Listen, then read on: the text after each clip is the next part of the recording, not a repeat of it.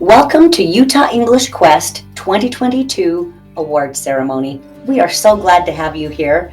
We're sad that we're not here face to face, but we're kind of excited to share with you all of the beautiful writing that you've done and celebrate the people that have won awards. So thank you for tuning in with us. The Quest Committee, all of us want to congratulate everyone. The quality of the writing was absolutely impressive.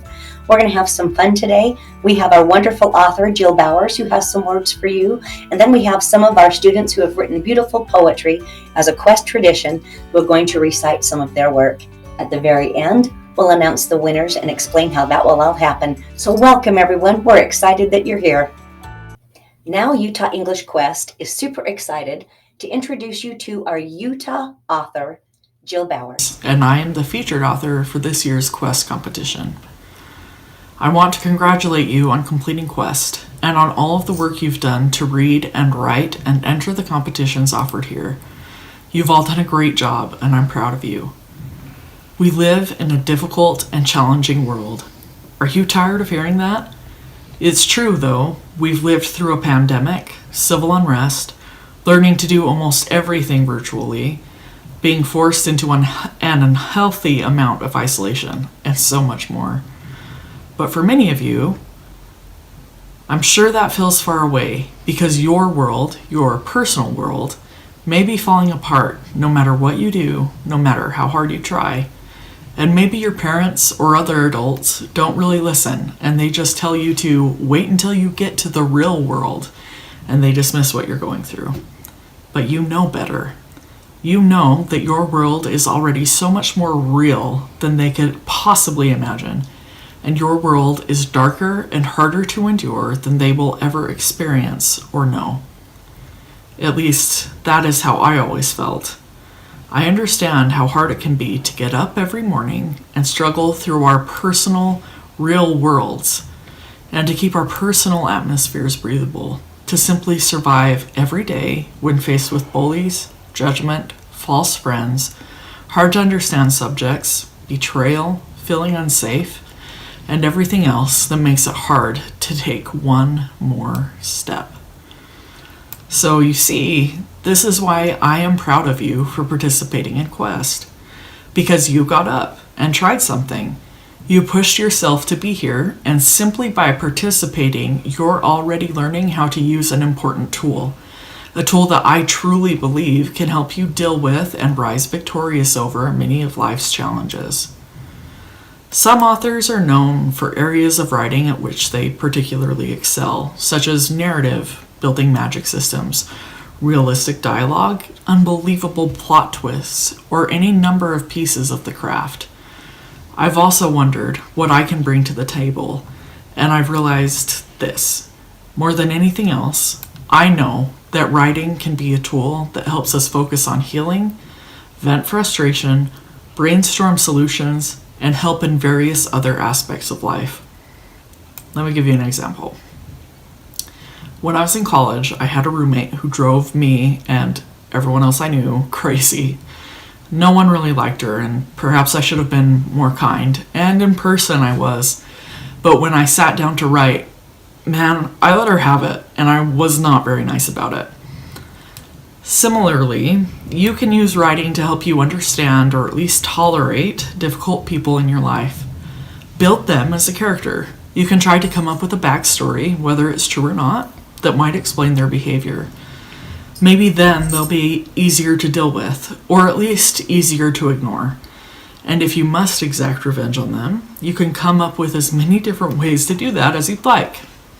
On paper. We often have no control over what happens in our lives. We can still make choices, it's true, but a lot of times things other people do or other situations out of our control affect us, and nothing we do can change what happens. With writing, however, we can take control. You can do that through world building or creating a plot. If you're worried about what's going on in the world today, then I encourage you to create your own world. One with its own history that you can understand and that you like. One more beautiful and cleaner. One where you control what happens. That control is limited, I know, because you can't bring that control back to Earth. But when you build worlds for stories or for somewhere you can visit in your own mind where you feel safe, you bring a semblance of control back into your life. If you're not sure how to handle a difficult situation, you can try plotting out your own story.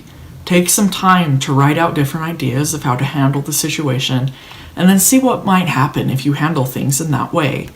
It's much easier to deal with consequences on paper than in real life, and plotting out your story and your choices can make this safer and easier. You can come up with your own writing exercises to help heal yourself too. I don't know what all of you are going through, but I feel no shame in admitting that I struggle with severe depression and anxiety, and writing has saved me. One of the most powerful writing exercises that I tried was what I call the mirror. In the exercise, I stepped through the mirror and met a younger version of myself and talked with her and offered her love and understanding until I felt like some healing had taken place. And you know what? I do that exercise often, even now, and the writing and the compassion I extend to myself through it heals me a little more every time. And that's something I want you all to take home. Writing helps. Writing heals. Writing can take broken souls and broken hearts and help us breathe and grow and live instead of just survive. I encourage you to keep writing and keep reading, and above all, my friends, be the hero in your own story.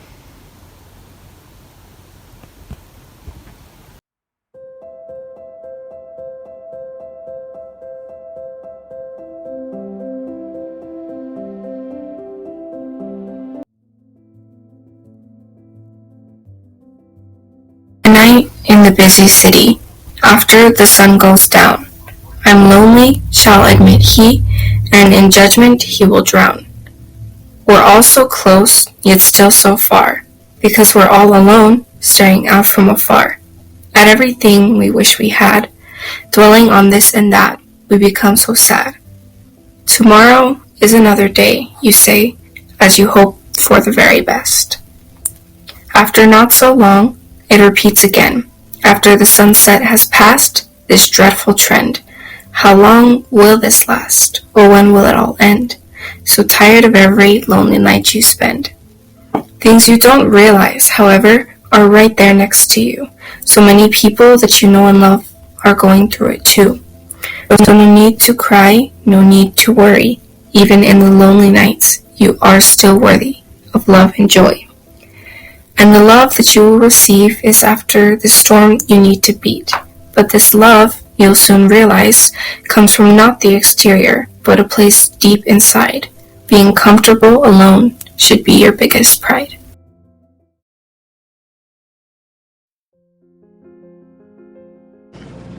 Night times 2.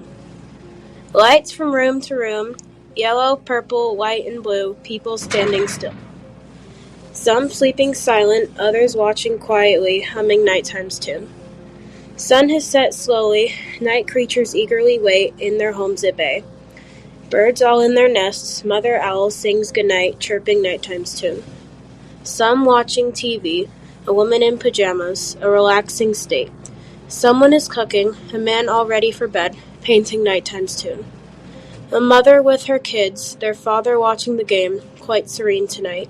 Nighttime's lullaby looks over the moon and stars, sings goodnight to all.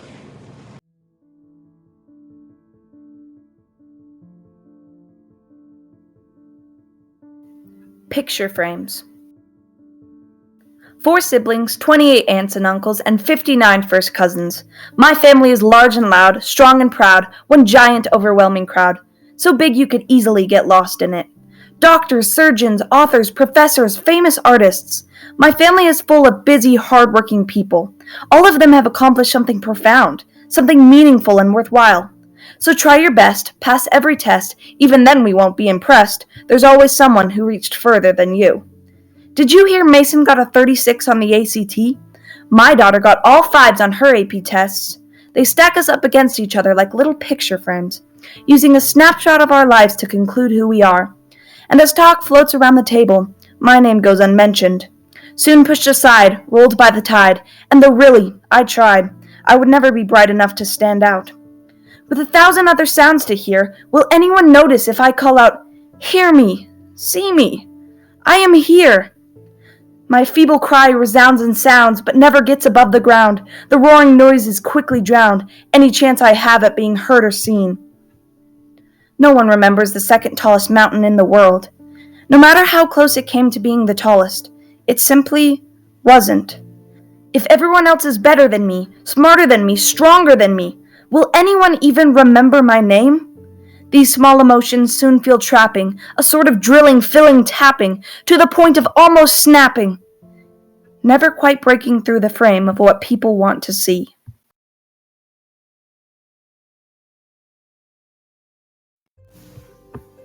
Hidden. Have they ever thought to stop and look into the shadows? Ever slowed to listen to the calls? Have they ever been scared, feeling so trapped that they don't know if they will ever again see the light? No, of course not. They are all safe, all sheltered. Yet they still stand there, watching through the windows, searching.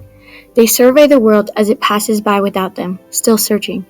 What are they looking for? What will they find concealed within shadows? They don't dwell on these thoughts, as they are protected and in shelter. The rushing city sounds, much too loud to hear the muffled calls. They push away the monsters with a mere flip of the light. How would anyone know if they actually were trapped? Staring into the darkness without realizing what's happening beside them. Trapped. They long to be aware. Covetous to belong, they continue to search. The eerie glow shows nothing but their silhouettes standing in the dim, cool light. Even in the brightest of places, there never ceases to be shadows. As children tucked away at night, safe from harm, still they hear the calls. They want to run and hide, but cannot, for already they've found shelter. Like tiny tots in a homemade fort, from the world they are sheltered. Unlike youngsters, they can't tear down the blanket barrier, knitted, trapped, wishing they were still running in the yard, waiting for their mothers to call. But now they are strays, with no one up for the search. If found, others' opinions would loom like a shadow. If hidden, no one's there to make the pressure of the judging eyes light. Concealed too long, their skin has forgotten the sun and turned light. Each one scared of the world, for they were too sheltered. They don't understand what they can't see. Too scared to even peek into the shadows. What if they look too long? Will they be able to look away, or will their eyes be trapped, focusing on the darkness, looking deeper and deeper, searching? They still are drawn to it, longing to get their attention, the unknown called. Even if they don't choose to listen, it won't stop calling. Deep in their subconscious, it waits for a light to divulge its existence. It's still there, even now, waiting to be searched for. Louder now it cries, trying to penetrate the shelter made up in their minds. Frozen in fear, they've trapped themselves, keeping out the danger and leaving only its shadow. They feel at home, called back to their shelter. They are comfortable there, secure, hiding within the light of safety, their freedom confiscated. They stay trapped, tired of searching for intimacy. Each is isolated at the center of their deepest shadow.